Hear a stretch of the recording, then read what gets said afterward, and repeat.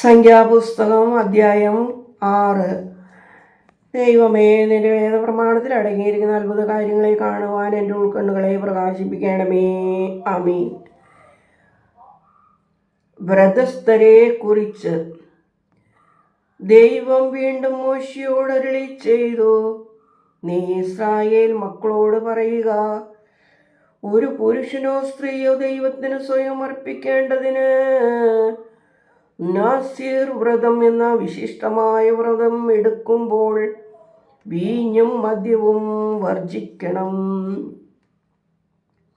വീഞ്ഞിൻ്റെ മട്ടും മദ്യത്തിൻ്റെ മട്ടും കുടിക്കരുത്. മുന്തിരിരസവും കുടിക്കരുത്. മുന്തിരിങ്ങ പഴുത്തതാകട്ടെ ഉണങ്ങിയതാകട്ടെ തിന്നുകയുമരുത്. തൻ്റെ നാസീർ വ്രതകാലത്ത് എല്ലാം കുരു തൊട്ട് തൊലി വരെ മുന്തിരിങ്ങ കൊണ്ടുണ്ടാക്കുന്നത് ഒന്നും അവൻ ഭക്ഷിക്കരുത്. നാസീർ വ്രതകാലം മുഴുവനും ക്ഷൗരക്കത്തി അവൻ്റെ തലയിൽ തുടരുത്. ദൈവത്തിന് സ്വയം സമർപ്പിച്ചിരിക്കുന്ന കാലം തികയുവോളം അവൻ വിശുദ്ധനായിരിക്കണം. തലമുടിയെ വളർത്തണം. അവൻ ദൈവത്തിന് സ്വയം സമർപ്പിച്ചിരിക്കുന്ന കാലം ശവത്തിൻ്റെ അടുക്കൽ ചെല്ലരുത്. പിതാവ്, അമ്മ, സഹോദരൻ, സഹോദരി എന്നിവരിൽ ആരെങ്കിലും മരിക്കുമ്പോൾ അവരാൽ അവൻ സ്വയം അശുദ്ധനാകരുത്.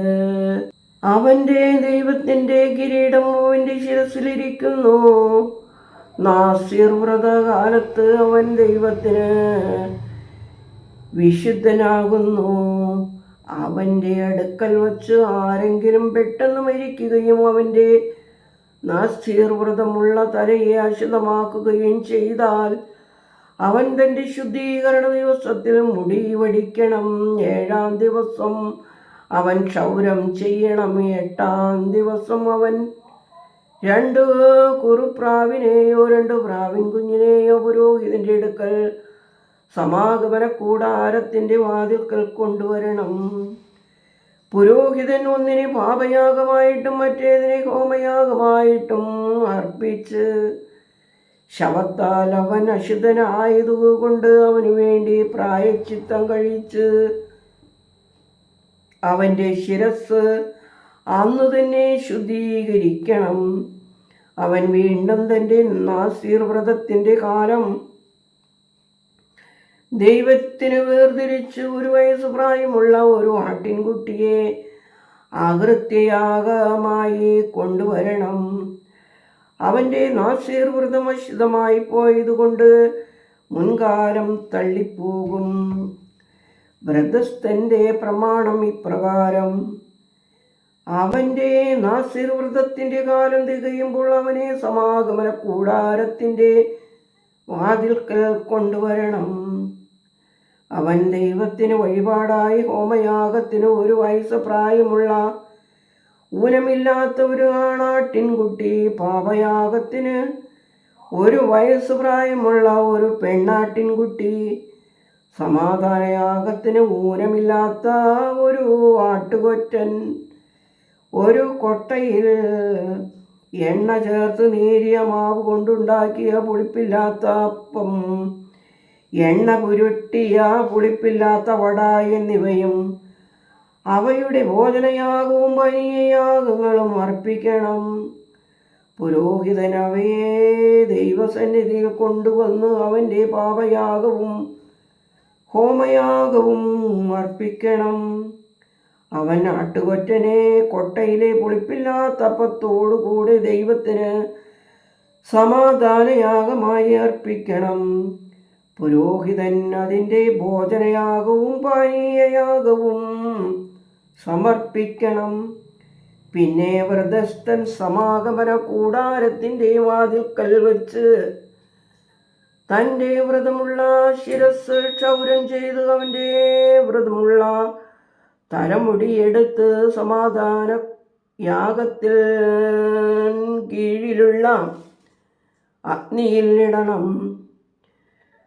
വ്രതസ്ഥൻ തൻ്റെ വ്രതമുള്ളതാൽ ക്ഷൗരം ചെയ്ത ശേഷം പുരോഹിതൻ ആട്ടുകൊറ്റൻ്റെ വേവിച്ച കൈക്കുറവും കൊട്ടയിൽ നിന്ന് പുളിപ്പില്ലാത്ത ഒരു അപ്പവും പുളിപ്പില്ലാത്ത ഒരു വടയും എടുത്ത് അവയെ വ്രതസ്ഥന്റെ കയ്യിൽ വയ്ക്കണം. പുരോഹിതൻ അവയെ ദൈവസന്നിധി സമർപ്പണം ചെയ്യണം.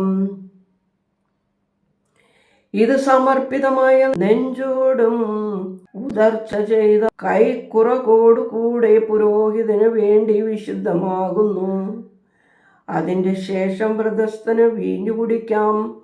നാസീർ വ്രതം പാലിക്കുന്ന വ്രതസ്ഥൻ്റെയും അവൻ തൻ്റെ പ്രാപ്തി പോലെ കൊടുക്കുന്നത് കൂടാതെ തൻ്റെ നാസീർ വ്രതം നിമിത്തം ദൈവത്തിന് കഴിക്കേണ്ട വഴിപാടിൻ്റെയും നിയമം ഇതാകുന്നു.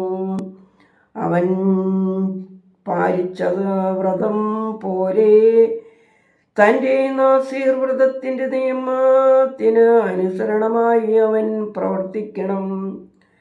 കർത്താവ് വീണ്ടും മോശയോട് കൽപ്പിച്ചു, നീ അഹ്റോനോടും പുത്രന്മാരോടും പറയുക, നിങ്ങൾ ഇസ്രായേൽ മക്കളെ അനുഗ്രഹിച്ച് ചൊല്ലേണ്ടത് ഇപ്രകാരമാണ്.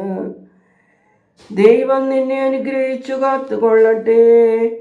ദൈവം തിരുമുഖം നിന്റെ മേൽ പ്രകാശിപ്പിച്ച് നിന്നെ ജീവിപ്പിക്കട്ടെ. ദൈവം തിരുമുഖം നിന്റെ മേലുയർത്തി നിനക്ക് സമാധാനം നൽകുമാറാകട്ടെ. ഇങ്ങനെ അവർ ഇസ്രായേൽ മക്കളുടെ മേൽ എൻ്റെ നാമം വയ്ക്കണം. ഞാൻ അവരെ അനുഗ്രഹിക്കും. ദൈവമേ, സ്തുതി നിനക്ക് യോഗ്യമാകുന്നു. പാർക്കുമോർ.